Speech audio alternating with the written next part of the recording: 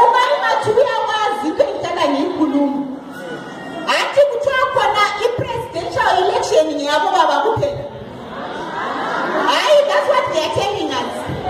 Ngihlala sithi into ebhala ukuthi makes only the toilet.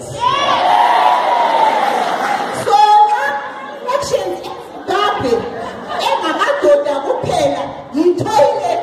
We are not part of it. So we have that thing that we are bringing to Parliament.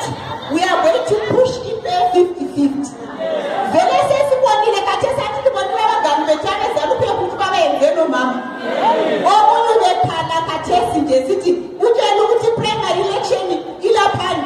Wafika wathi ayisesukumile silaphani. Wafika wathi until the whole day elokhu edinga ukuthi police station yiphi.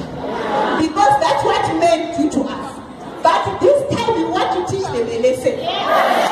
Because this election is not going to be about parties. This election is women versus men.